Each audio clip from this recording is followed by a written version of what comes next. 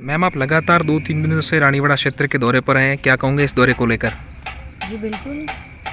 जैसे कि मैंने सबको प्रॉमिस करी थी रतन जी के लिए, जब मैं वोट मांगने के लिए लोगों के बीच में आई तो मैंने एक आश्वासन दिया था कि मैं लोगों के बीच में रहूंगी, लोगों से बात करेंगे। तो आज ये समय है कि क्योंकि इलेक्शन ख़त्म हुआ और कुछ पारिवारिक काम होता है, नहीं आ पाए, पर अभी आना इसीलिए शुरू किया है क्योंकि आखिर में उनको हक है कि उनके जो मैंने विश्वास दिलाया तो उस विश्वास को पूरा करने का, उनके सुख दुख के भागीदार बनने का। तो उसी वजह से हम लोग यहाँ रानीवाड़ा है इतने टाइम से, और आगे भी जैसे मैंने प्रॉमिस किया उस हिसाब से हम यहीं रहने वाले सबके बीच में जब भी ज़रूरत पड़ेगी। अभी काफ़ी लोगों की यहाँ पे डेथ हो गई है, काफ़ी लोगों की यहाँ शादियाँ थी, तो कहते हैं सुख दुख दोनों भागीदारी में रहना चाहिए। तो उसी वजह से, और मैंने जो बोला था सबको कि हम लोग जो वायदे करके जाने वालों में से नहीं है, लोगों के बीच में रहेंगे, तो उसी वजह से आज लोगों के बीच में है। और काफ़ी जगह हम लोग आज जा रहे हैं, लोगों को मिल रहे हैं, सबके दुख में भी भागीदारी ले रहे हैं और कोशिश कर रहे हैं कि खाली बोल के ही नहीं, उनकी कहीं ज़रूरत हो तो साहब तक उनकी बात पहुंचाना, उस तरीके से हम लोग हेल्प भी कर पाए, क्योंकि खाली आश्वासन से नहीं, काम से ही, और लोगों ने वोट दे के जिताया तो हमें उनके काम भी करने हैं। तो उसी बिना पे हम लोग यहीं पे है रानीवाड़ा। मैम, आप रानीवाड़ा तो इलाके के दौरे पर हैं, लोगों के बीच में जा रहे हो, लोग आपके सामने क्या कुछ समस्या रख रहे हैं?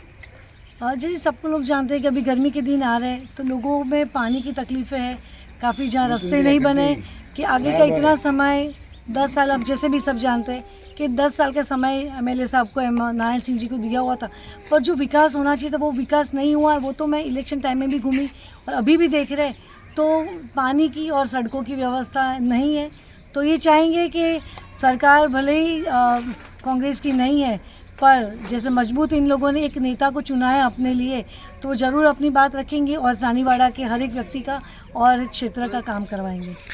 लोकसभा चुनाव से पहले सियासत में इस बात की चर्चा थी कि विराज देवासी यहाँ से चुनाव लड़ेगी जालोर शुरू से, लेकिन ऐसा हुआ नहीं। हालांकि पहले से आपने मना कर दिया था कि मैं चुनाव मैदान में नहीं उतरूंगी। अब वैभव गहलोत आए कांग्रेस की टिकट लेकर, क्या कहोगे? जी बिल्कुल, बात थी, कहाँ से आई थी मुझे भी जानने, पर मेरा तो पहले से ही क्लियर था कि मैं तो मेरे पति के लिए आई हूँ यहाँ पे, और उन्हीं के लिए मैंने वोट मांगे और कार्य करने का और जो आश्वासन दिया था। और अभी सरकार ने वैभव जी को दी है टिकट, तो वो भी बहुत अच्छे नेता प्रूव होंगे पूरे क्षेत्र के लिए। और अपन सब जानते हैं अशोक जी ने कितने कार्य करवाए, तो मुझे लगता है कि अच्छा ही रहेगा। अंतिम सवाल मैम, रानीवाड़ा की जनता को लेकर आप क्या कहोगे, क्या आश्वासन दोगे? नहीं, यही आश्वासन देंगे और एक प्रॉमिस करेंगे कि सरकार भले भी कांग्रेस की नहीं है, पर रतन जी को जो इसको आप लोगों ने चुना है वो हिम्मत कहीं हारे, इतने साल नहीं हारे, तो अब तो आपने MLA बना के भेजा है, तो आपकी समस्याओं को विधानसभा में अच्छी तरह से रखना शुरू किया और रखेंगे। और यहाँ का जो भी कार्य है रानीवाड़ा क्षेत्र का व्यक्तियों का, वो ज़रूर करेंगे।